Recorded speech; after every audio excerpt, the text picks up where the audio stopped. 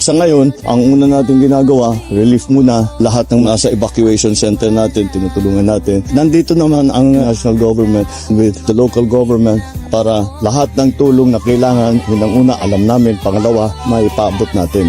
Kasi ang local government ang nagdadala talaga hanggang sa mga bahay-bahay. We gather today within the historic walls of Intramuros, a place that has witnessed our nation's encounters with the world. It is therefore deeply fitting that we launch here today the Philippine chairship of ASEAN 2026. Kapag kamay, sala! We are grateful for the usual rapid response kasi po first responder talaga ng LGU. For the rapid response that you have and all the support that you have given the different agencies.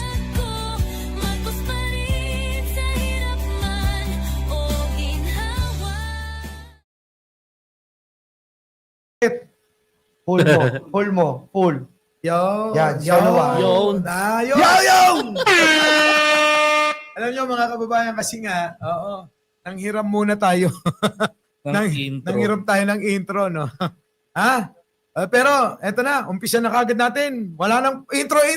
Oo, eto na mga kababayan, benggahin na natin etong mga katarantaduhan ni Saldico. Ako. Magandang hapon po sa inyong lahat. Ako po si Nyolo, ang inyong tagapaglingkod. Dahil kami ang apoy na susunog sa inyo. And magandang gabi po sa lahat ng mga kababayan natin manonood ngayon mula Luzon, Visayas at sa Mindanao. At nakikinig po kayo dito sa ating palatuntunan sa Bengador. Walang kawala ang may sala. Siyempre. Boss Mike. Unahan mo na. Ako magandang araw at magandang hapon, magandang gabi. Sa amandako ng mundo, naroon kayo. Siyempre kasama natin si Koy, kasama natin si Nyulo at ang inyong lingkod, Mike Cervera po, ang bebenga. Ngayong araw na ito. Ako. Ay, may balita na. Grabe ang balita po ngayon, mga kababayan. Dahil po nagsalita na po ang Pangulo. Ukol po dito po sa mga pag-aresto dito sa ating kinasasangkutan ng mga iba't ibang government official sa flood control.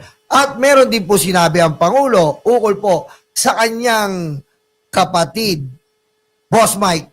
Ito kasi, alam mo napakaganda nitong nung ganti. Hindi naman ganti nung pasubali ni Pangulong Bongbong sa kanyang ate. Oo nga no? Kung iba-iba nga, sabi ko nga kanina, kung iba-iba lang yan, ang banat dyan parang banat ni Sarah. Nag-live bigla at nagmumura. Oo. Minura na lahat, wala nang itinira. Tama. Pero si Pangulo, cool na cool. Ano sabi niya? Abay, ang tingin ko kasi hindi yun yung ate ko nung nagsasalita Tama naman siya dun. Pero partner, in fairness to the president, no, mahirap benggahin ang kapatid. Lalo na kapag alam mong merong mali na ginagawa.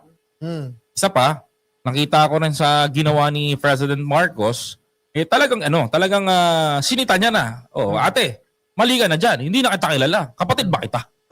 Ito na kapatid nga ba? Yun nga Tsaka, tama yung sinabi ng Pangulo. Hindi niya na talaga makilala kasi itong kapatid niya, kada nagsisinungaling, umahaba Teka muna. Diba pwede maging mabait naman tayo at maging mabait na si Pangulo? Sige, mabait na tayo, mabait. Pasensya. Pwede ba nating yung Bengador gawin nating pastor? Teka, hindi siya maniniwala yan Oo, hindi kayo maniniwala pero alam nyo sa totoo lang. Manang Aimee, alam mo, mahal ka naman ng mga loyalista Tama. Kaya lang nga, nagbago ang lahat. Correct. Mula nang etong ginawa mo na para bang tila hindi mo na isinaalang-alang yung pagiging magkadugo yung dalawa ni Pangulo. Tama. Pero sana matauhan ka na. Sapagkat yung ginawa, pasubali ni Pangulo, imbis na awayin ka, hindi. Pagkus para bang kulang na lang sabihin niya, makonsensya ka. Tama.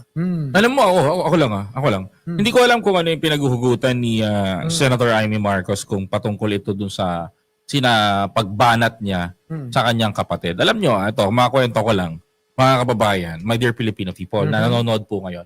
Alam nyo ho ba na kumabig ang Iglesia ni Cristo? Oo. Yo! Tama ho kayo na nang inarinig. Kumabig ang Iglesia ni Cristo nung panahon na nagsalita ho itong si Amy. Sa isang programa ng Net25, nakakausap at nakapanayam ng mga host nila yung tagapagsalitang pangkalahatan ng Iglesia.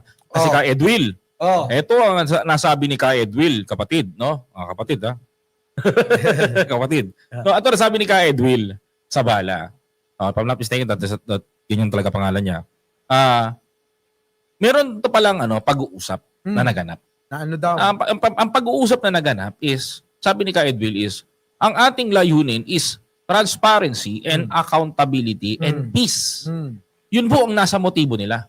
Kaya nagulat to ang iglesia nung nagsalita ho itong kapatid ni Pangulo na si Senator Amy Marcos ng adik, ganito, ganyan, dired tag niya na, ultimo ang unang ginang, sinabihan na masasakit na salitang ganon. Narinig natin, the worst is the worst eh. Sinabi ni Ka Edwil na labas ho ang iglesia sa sinabi ni Senator Amy. So parang gine-crush niya yung rally ng iglesia.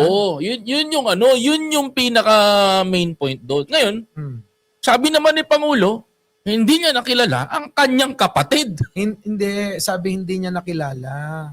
Hindi kilala. The word is hindi niya nakilala. Hindi niya nakilala. Hindi nakilala. Oo. Kumbaga, yung lumalabas at nagsasalita doon sa screen, hindi niya inaakalang gano'n ang sasabihin ng tinuringan niyang kapatid. Correct. Hindi tinuring, magkapatid talaga. Parang nagdududa kasi ako eh. Ayan tinatama ko sila rito. Magkapatid talaga sila. Nagdududa talaga ako. Hindi ko lang alam kung sabi nga nila yung chismis lang eto binabatikos nga ng mga ng mga kabilang mga kampo na bakit daw parang pinapalabas daw na masamang babae si First Lady. Hindi. Ang ginagawa natin ay inaano lang natin yung issue noon na may issue na baka mamaya ampon lang baka hindi totoo talagang kapatid Kaya nga Di ba? Oo. Kasi Ayun na tayo, hindi sa ating galing yon, hindi tayo gumawa noon. Oo, kasi ako para sa akin kasi nakikita ko yung mga mukha ng mga Marcoses ay korting puso. Samantalang si Amy, Korting, triangulo. Akala ko korting mangga. Happy New Year! Hindi, pero alam niyo, sa totoo lang. Siguro natauhan na rin. Kasi alam niyo, napansin niya na wala nang patutunguhan Correct. Para bang kadispiraduhan na lang. Ito na yung huling barahan natin. Gawin mo na, Manang Amy, para malaman na natin kung ano ba talaga, kung gugustuhin ba tayo ng tao. Oy, wait lang, boss. Maano ko lang May pangako si Boss Mike Na kapag hindi nagtagumpay, hindi nagtagumpay ang rally ng mga DDS at ng na mapababa si Pangulong Marcos. Boss Mike, sabi mo to, magpapataywan ka. Sabi mo yun, Boss Mike. parang hindi naman yun. Magpapataywan ka. Parang ang sinabi ko mga kababayan, mawalang galang sa mga asawa nito. Sabi ko, re-rent kami hindi, meron po akong may-ari ng resort, pwede kong lambingan. Mag-celebrate tayo sa isang private resort. Tapos, pagsasama ako ng maraming babae. Yun! Mamimili kayo ngayon. Yari tayo. Kala nyo, uubra kayo sa akin. Pero joke lang ho yun. Taiwan. Joke lang po yun. Joke lang yun. Sa mga kababayan natin, biro lang po namin. Pinapatawa lang po namin kayo kasi alam nyo naman, puro kami barako dito. Pero alam mo, balikan ko, kasi wala na ho talagang pag-asa. Itong kampo ni Duterte, maliban sa isa na lang. Ano? Kasi lahat yan ginawa na nila hanggang pati nga si Eng-Eng Diba? Hindi nyo alam, hindi nyo kilala si Eng-Eng. Yun yung si Eng-Eng, yun yung humahalo ng kawa at tinatawag, yan na si Simatar. Naalala mo na. Sino? Diba si Eng-Eng? Sino nga? tinawag na nga nila Ito na si Simatar, paakyat na ng kabundukan. Gumaganon. Tanong mo sa mga nanonood, alam nila yan. Oo, yun eh. Sino yun? O, titigan mo si Manang Aimee, kamukhang kamukha niya. I-research mo mamaya, ha? Hindi! Tsaka yung sa ano. I-research mo mamaya. Hawig na hawig eh. Oh, Makabago na nga lang. makabago. Kasi nung panahon hindi, ito. Nung panahon ni Ing, Oh. hindi pa uso ang filler botox at Ah. saka at saka yung thread. oh. Kita mo naman, sabi nga nung mga nagrarally. Botox ni Aimee. Di ba? Pera namin yan. Pera ng Pera bayan. pera ng bayan. Oh, yun. Oh. Di ba? Maswerte siya. Oo. Kasi uso na yung mga ganun ngayon. Oo. Kung hindi, malamang, parang pinagbiyak na bunga talaga. Oo. Bunga ng mangga. Kumakalat nga ngayon yung mga lumang picture eh. Kita Oo. mo nga, yung sinasabi ko sa'yo, iba yung shape niya eh. Triangular shape eh. Viral si Manang Aimee. Oh. Alam mo ba sa social media, ilang linggo na? Oh. Abay, hindi pa napapatid. Oh. Abay, puro baba. Makikita mo. Sumasabay May talaga eh. may Diba? nahanap ako, Sumasabay eh. Ah. Sumasabay dito eh. Panawagan ng DDS, baba. Ay, teka Oh, muna. diba? Baka Sumasabay eh. Eto, brother. Partner. Ha? Baka sabihin nila, ba't nami-personal kayo? Panoorin niyo yung bagong paandar ni Aimee. Oo. Kasama yung direktor na mukhang gasolito kapag nakasuot ng kulay blue. Mahilig sa minor. Di ba? Oo. Abay, yung mga banat nila, di ba? Pang-personalan eh. Oo. Tsaka natatawa ako sa direktor Oo. na yun. Hmm. Sinasabihan nila, eto lang isa lang po ako. Sinasabihan nila na si Congressman Sandro Marcos kamukha ni Charis. Di ba? O, galing kay Banat ba yan? Oh, di ba? Ito kasi yan eh. Oh, teka lang, Boss Oo. Mike. Pero, etong si Gasolitong direktor, si Rowena Guansong, pag naging lalaki, kamukha mo. Si Rowena Bansin, di ba yun yung parang may sira din ng ulo? Oo. Yun ang kamukha ng direktor na yan pag naging lalaki si Rowena Guansong. Oo. Diba? Kasi nga papaliwanag ko lang. Huwag niyong sasabihin na personal. Kasi yun din ang lakad nila. Oo. Sa bagong video nila, kung sino-sino tinira. Oo. Tinira si Chel Jokno, malaki daw ipin niya. Tama. Tinira si Laila de Lima. At marami pang iba. Oo. Rizal Ontiveros. Si Rizal Ontiveros. Napanood nyo ba? Oo. Yun yung yung mga pamimersonal nila. Oo. May gumaganon pa. Oo. Alam mo, Diba? Oo, tapos, alam mo yung- speaking Sige, pare. speaking of Senator Risa Ontiveros, titirahan niyo, mas may pakinabang pa nga si Risa Ontiveros. Sa totoo lang. Yan. Totoo yan, pre. Ang ganda Diba? ng punto mo dyan. May pakinabang pa si Risa Ontiveros sa bayan kaysa dito kay Senator Aimee Marcos. If we Totoo. comparison Risa Ontiveros versus Aimee Marcos na tatakbo in higher position, kay Risa na lang ako pa. Oo. Sayang eh. Kung sila lang dalawa. Kung sila lang dalawa Sila dalawa. maglalaban. Pero hanggat may pagpipilian, mamimili ako ng iba. Bakit ka mo? Oh. Alam mo na yun. Hindi, ako nakikita. Kung papipiliin ako, Aimee, Risa. Kaya kay Risa ako. Mas may utak kaya magpakulong eh. Diba? Hindi, tsaka- Parang BBM, dumadaan by law. Oo. Sa madaling salita, may napatunayan na. Hindi, Correct. totoo naman, susugan ko lang yung sinabi ni Kuya. Siyempre, sila yung naglamay kay Kibuloy. Na kaso, kung saan talagang paborito ni Kibuloy ang mga Nyakis. nyakis na Paul Molly Violet. Tapos, mamanyakin. Tapos, sa Pogo. Isa siya sa mga nagtalakay ng Pogo. Tumayo sa Pogo. Sino ba ba? Yan ang ano ni Risa Si Ontiveros. Aguila, yung Senyor Aguila. Senyor pa. Aguila. Senyor Aguila. Oh. Diba? Senyor Aguila, ang dami pa. Siyempre, ako mananawagan na ako. If you are watching right now, Senator Risa Ontiveros, ini-invite ka po namin dito sa Bengador upang makipagbenggahan sa mga tao na dapat natin benggahin sa taong bayan. Nais namin kayo pong makadaupang palad. Sana ay mapagbigyan niyo po ang aming hiling. So, susugan ko. Para hindi naman baka sabihin nila namimili tayo. Sige. Sa lahat ng mga sumasang-ayon sa amin na benggahin ang mga may sala, dapat walang kawala. Kayo po ay inaanyayahan namin, samahan nyo kami din at sama-sama nating benggahin itong mga ito. Correct? Tama. Dapat natin Kaya sa mga gusto po na pumunta at makilahok dito po sa programa namin Bengador, kami po ay nandirito Ang programang ito ay para sa inyo at kahit sino po kayo, open po ang programa para sa inyo. Correct. Pero Boss Mike, madagdag ko lang bago natin i-close tong sa kapatid ng ating Pangulo. Kasi talagang imbis na maniwala po ang taong bayan dito po kay Aimee ay na-dual po ang taong bayan. Kasi po, ganito po kasi, explain ko lang na maikli, Boss Mike and Paring Koy. Kasi po tayo, ang culture natin, pamilya.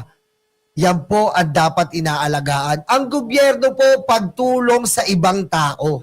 So, kahit anong mangyari, lagi pong pamilya ang nauuna, hindi ang politika. Correct. Pero sa pagkakataong ito, Madam Aimee Marcos, inuna mo ang politikal na advokasya mo at pinakinggan mo ang team itim na vice presidente. Ito nga, ito na tataka ko. Ano mas mabigat sa lahat to? Tatanungin ko po kayo. Please comment down below mga kababayan. Ano ho ang pinakamabigat? Ang pamilya o ang kaibigan? Kasi kung ako papipiliin mo, pamilya ko. Oo. Kasi mas magkadugo kami. Yes. Kung talagang magkadugo kayo. Diba? Eh, ang tanong dito, baka naman ibang pamilya na yon. Oo. O may pamilya ng binubuo. Oo. Tama. Diba? O, kaya yung mga agets ho nun, comment down Pero below. kasi alam nyo, alam nyo kasi, sa akin yung kasing kulturang Pilipino, Oo. mahalaga sa akin kasi yun. Totoo. Family first. Bakit? O yun na nga, pamilya ay pamilya. Yes. Problema sa loob ng tahanan ay dapat hindi nakakalabas yan. Oo. Kung ano man ang problema sa loob ng bahay, dapat sila-sila, tayo-tayong nasa loob, ang dapat sumolusyon Magresolba. Oo. So kung ang mangyayari ay ilalabas mo sa social media, ikikwento mo kay Kumare at kay Sarah, Oo. ano itutulong nun? Hindi naman niya alam kung ano pinagmulan yan. Kaya Diyan Na minsan, yung kanilang mga payo na mga kumare, kumpare ninyo, ay nauuwi sa mas lalong dagdag na problema pa. Kaya nga Minsan, mga kababayan ko, siguro nangyari na sa inyo. Kakahingi nyo ng payo kay kumpare at kay kumare, kayo ni kumpare nagkatuluyan Diba? Diba? Pero ako lang. If ako ang tatanungin ninyo in terms sa pag pinag-usapan natin yung kay Pangulong Marcos and between sa kanyang kapatid na si Aimee Marcos, nabilib ako sa ginawa ng Pangulong. Oo. Siyempre nabilib ako sa ginawa ng Pangulo. Nanahimik siya. Ngayon lang siya nagsalita from pagkatapos ng pagsasalita sa INC rally ni Senator Aimee. Nabilib din ako sa unang ginang kasi biruhin mo, nalaman ko matagal na palang tinitiis ng unang ginang yung ugali niyan. Oo. Teka muna, baka may shiner siya. Oo. Oy, nako. I-share mo, Boss Mike. Ano, i-share ng ating first Bago mo lady. sabihin yan, nakakatuwa kasi yung pagtitimpi ng unang ginang Oo. dito kay Senator Aimee, napakahaba. So pinatunayan lang talaga ng unang ginang First Lady Lisa Araneta Marcos na talagang mahaba ang pasensya na, abogado ko, kailangan ko, ito yung mindset ko. Kaya So nga pinakita niya doon na edukado ako, barbaric to. Kaya nga Diba? ang nangyari kasi dyan, ang ating First Lady, ang haba ng pasensya. Hindi siya bumaba sa level ni Aimee Marcos. Kahit nakakapagpababa ang nangyari sa pamilya Marcos. Yun po ang pagkakaiba na itong pamilya na to Sabi ko nga sa iyo, Koy, Boss Mike, ang hindi ko matanggap dito ay yung pati yung mga anak dinamay. Oo, Pero mo si Vinny, si Congressman Sandro Marcos, na isipin mo ang future sinisira mo. Wala silang kinalaman dito, sinisira mo. Koy, Ito, sabi nila, maniniwala ka, Congressman Sandro Marcos, sabihan ni Senator Aimee na addict na gumagamit? yes, Tanong, tayo mag-usap dito, kasama mga viewers natin. yes. Maniniwala ba kayo na addict si si Congressman Sandro Marcos? Ikaw, Boss Mike? Siyempre hindi. Hindi ako naniniwala. Bakit? Nakita naman natin Ito na lang Kung sabi nga ni Manang Aimee, buong pamilya daw adik. Nakita ko yung video kamakailan lang si Benny. Vinny. Benny. Oo. Oo. Nakisalamuha. ng parang normal na, ordinaryong tao lang. Yes. O pinalabas ko yan kanina, o kagabi yata, yung nakisalamuha sa mga Ordinaryong tao. Ordinaryong tao na nakahubad, na nakaano, dahil yun din yung mga itsura ng mga Kasi tao. boss, mahilig yan sa sports, skateboard. Di, yung bang kayang makipagsalamuha Oo. ng kahit na sino. Kayang makibagay. Ibig sabihin, nakakaisip ng tama. Yes. Kasi alam naman natin na kapag ka-addict, hindi makakapag-isip ng tama. Tamang hinala. Yes, Sino ang tama. tamang hinala? Si Sarah at si Amy. Oh. Sila yung totoong tamang hinala. Tama. Ang addict, tamang hinala lagi. Tulad ng mga DDS. Tamang Tamang hinala hinala. na addict si Pangulo. Dapat pala tumakbo yung mga TH party list. Ay, kayo lang naman ang mga addict, tamang hinala kayo lagi. Tsaka titignan natin, una-una, sa level ng family. One of the best na nakita ako dito kay Congressman Sandro Marcos, he's very humble. Yes. Napaka-firm niya magsalita, mahinhin, mahinahon, pero may dating at bigat. Kung ito ko sa kanya, malabong maging adik ang isang tao na to sapagkat titignan mo ang itsura, alam mo itsura ng adik. Ito na lang eh. Diba? Huwag na tayo lumayo. Kumpara natin. Kanino? Sandro versus Baste. Ay, putik, grabe yun. Pag tinignan mo yung itsura, parang hindi na nalalayo kay Banat Bay. Oo. Hindi kasi, ako Tapos tatawagin niyang Charis. Oo. Kita niya naman kapag Oh. tumayo, ito pa may issue. Ano? Iba daw yung tatay ni Sandro. Oh. Putik na yan. Ikumpara nyo si Sandro kay Apo Lakay. Oo. Pag pinagtabi nyo, Iisa. parang iisa. Oo. Lakad, tindig, itsura. di ba? Oh. May Ginagawa Mini kasi nila, Marcos Sr. ginagawa nila. Tanim intriga. Oo, tsaka kung talagang iba-ibang mga asawa, si Digong may gawa niyan eh. Kaya nga. Ilan na ba naiyot yan? Sorry. Wala tayo sa Radyo Pilipinas, kaya pwede na. Pakat po, direct, pakikat po. Salamat po. Ilan na ba na bembang yan? Ito, susundan ko pa. Oh. Si Bini at saka si Kitty. Oh. Tignan nyo naman itsura. Kahit maghubad silang dalawa. Oo. Makikita mo sino matino at saka yung sino yung pabaya. Tama. Pabaya sa katawan niya. Oo. Di ba? Nakita mo si Chong Kitty doon sa ibang bansa nung maalaklak. Kaya nga, Grabe. Binubuhusan ng alak. parang anak ni Tulpo. Potensary. Dapat ang magtropa, alam nyo, si Kitty at saka yung congressman ng ng Quezon City. Oy. Di ba? Magkaroon si Kitty at saka yung congressman ng Quezon City. Yung anak ni Tulpo Oy! na gumastos ng milyon-milyon. Oy! Sa Las Vegas pa. Oo, Las Vegas, Hindi pa Nevada. nagkasya sa BGC.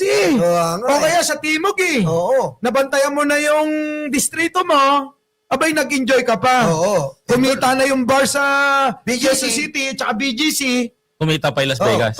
Pinakita, ibang bansa pa. Oo. Matindi. Matindi. Pero ito para sa akin. Ito pa, may hindi nakakaalam pa sa pamilya nila. Meron tahimik na kumikilos. Oo. Oo, tahimik na tumutulong.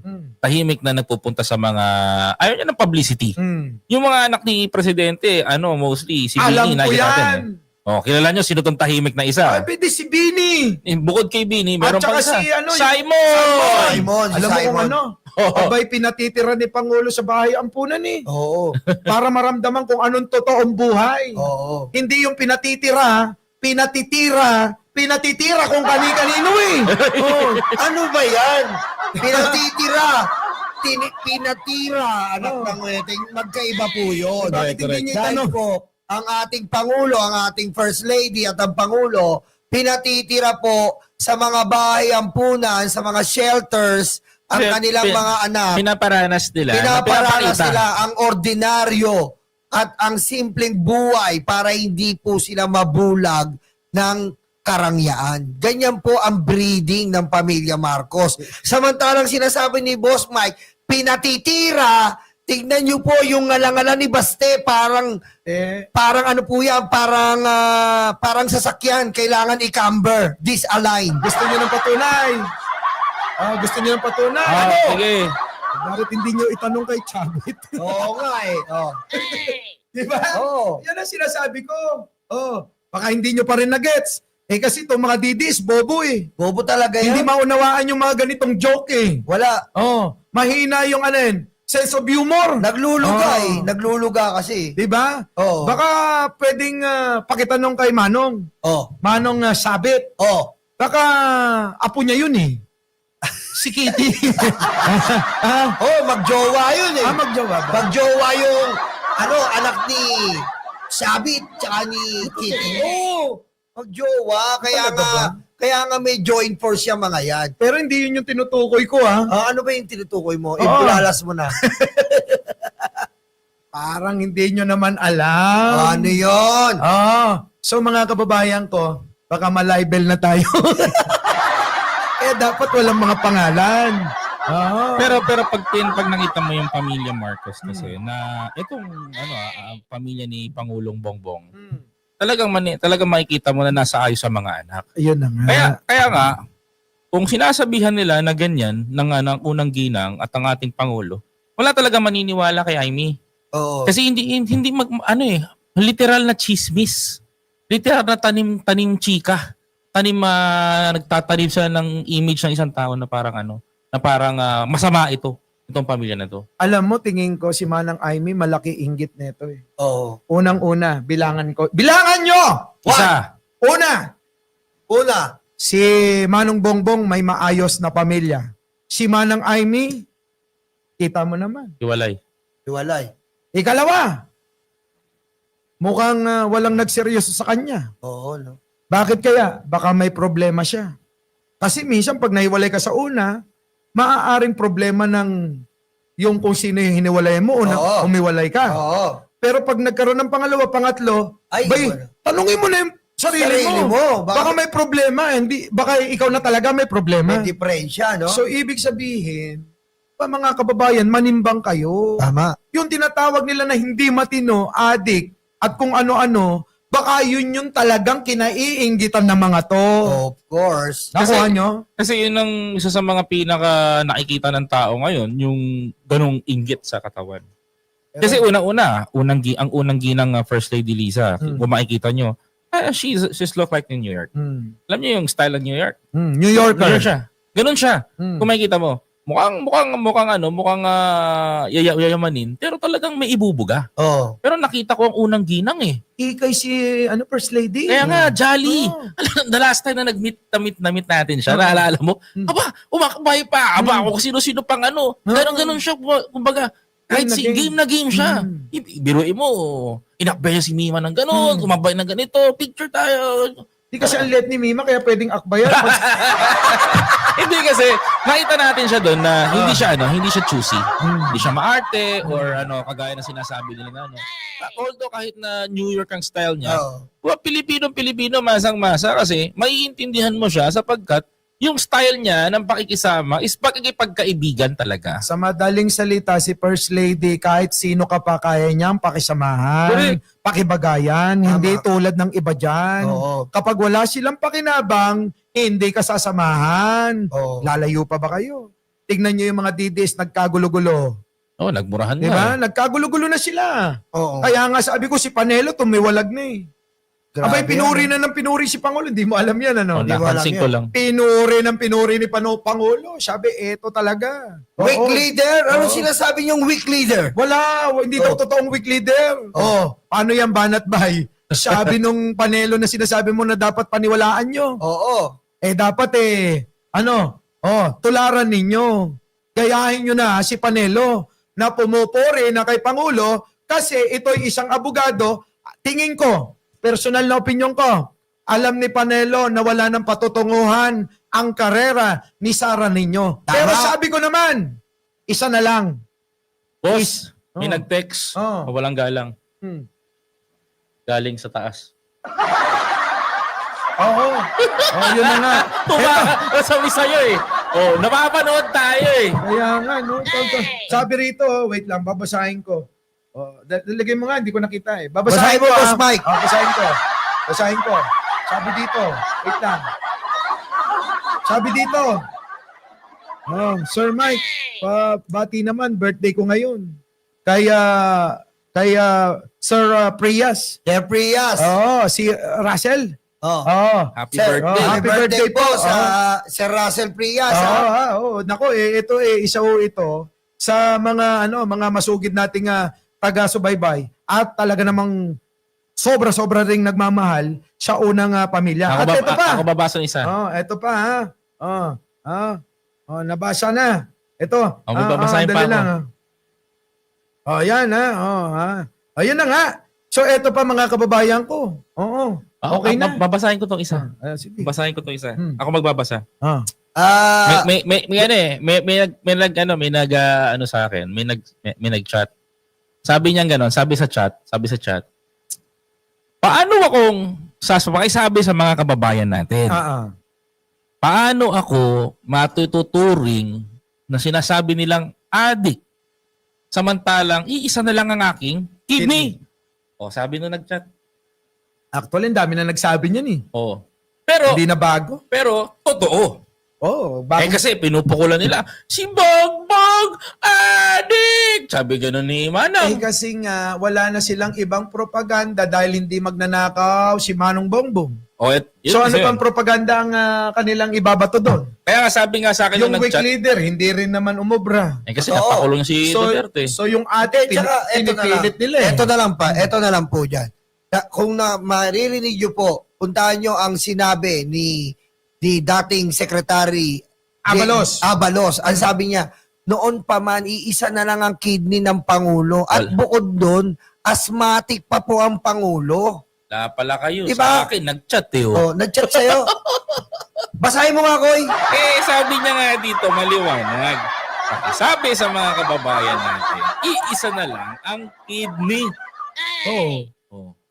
Yun na. Hindi po kasi yan. Alam nyo po, pag-iisa na lang ang kidney nyo, Mahirap talaga. mahirap yan. Hindi ka nagagawa o pagtatangkapan ng anumang bisyo na makakadamage mismo sa katawan mo. At lalong-lalo na, presidente ka at ang ganda ng pamilya ng Pangulo. Hahayaan niya bang sirain yung sarili niya? Sususugan kita. Sige, Boss Mike. Saan ka nakakita ng adik na may maayos na pamilya, kompletong pamilya, masayang pamilya? Kaya nga eh. Kung ganun pala, di mas masahol pa pala si Aimee. Bakit naman? Walang pamilya. Walang maayos na pamilya, hiwa-hiwalay eh.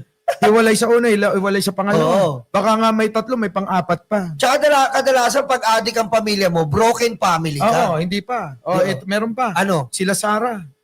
Oo. Ilan ang pamilya na meron sila? Sa labas. Kahit naman si Sarah na issue. Oo. Kung sino-sino pinakasalan niya. ACDC. Na issue ha. ACDC. Diba? May lumabas. Oh. Pati babae, pinakasalan daw niya eh. Oo. Ayon niya sa mga nasa social media. Di ba? Meron pa. Ano? Si Digong. Oh. Ilan ang naging asawa? Ang daming binimbang. Pero ninyo mga kababayan ko, kung matinong tao yan, may asawa kang tao. Hiniwalayan mo na nga, pinalit mo pa sa mas pangit. Oo, no? Tapos makikita ka, abay nasa entablado, abay laplap ka ng laplap. Oo nga, Saan ka na- Yun ba yung matino? Oo. Yung ba yung hindi addict para Oo. sa inyo? At ang addict tulad ni Pangulo na ni minsan, hindi nyo na-issuehan ng nambabae yan. Kaya nga eh. Bakit? Mahal niya si First Lady. Totoo yan. Kasi kapag ka ikaw mabuting tao, magiging loyal, faithful ka eh. Yes. Sa asawa mo. Oo, sa asawa mo. Sa mga anak mo, alaga mo. Tama. Tuturuan mo ng magandang asal. Yes. Oh, ano ang resulta? Magagandang asal ang meron sila. Tama. Kumpara nyo naman sa mga Duterte. Oh, Mura ng mura. grabe, no? Kita mo naman si Baste, si Pulong, si Sara. Isama mo na yung bunso, si Kitty. Oo. Mga barbaro eh, no? Ikaw, kumpara mo naman kay Bini, kay Simon, Oh. at saka kay Sandro. Oh. Malayo. Milya-milya! Putik. Di ba? Mga barbaro eh. Ito nga eh, alam mo, minsan napapaisip na nga ako eh. Minsan naaawa na rin ako sa presidente. Kasi I told you guys, na 6 years of his life, ibibigay niya sa Pilipinas para ayusin ang bansa natin. Kapalit nun, itong mga ginagawa niya sakripisyo para sa bayan, katulad ng ginagawa sa kanyang pambabash, alam mo, minsan nag-iisip ako, ano sa sarili ko ito lang, ano kaya maireregalo ko sa presidente? Uy, So, totoo lang ano kaya mariregalo ko sa presidente? Ano kayang pwede kong mapasaya ko man lang siya kahit minsan. Kasi nakikita ko yung trabaho niya, yung workload niya, ang bigat eh. Kung ikaw na mayroong asthmatic ka na, isa na lang ang kidney mo, bibigay ka tawa mo kung ang hindi magagaling ang doktor nito. tama. Diba? Tapos sasabihan ka pa ng adik, ibabash ka pa, ipipressure ka ng ganun. Oo. Alam mo, buti na lang ang presidente, open-minded eh. Hindi siya taker lang. Hindi siya katulad ng iba na accept lang ng accept, banat na ng banat. Oo. Hindi, malalim talaga. Malalim. Ngayon ko lang napatunayan at nakita ko yung behavior niya na ganun. Sobrang lalim ni President Marcos, to be honest.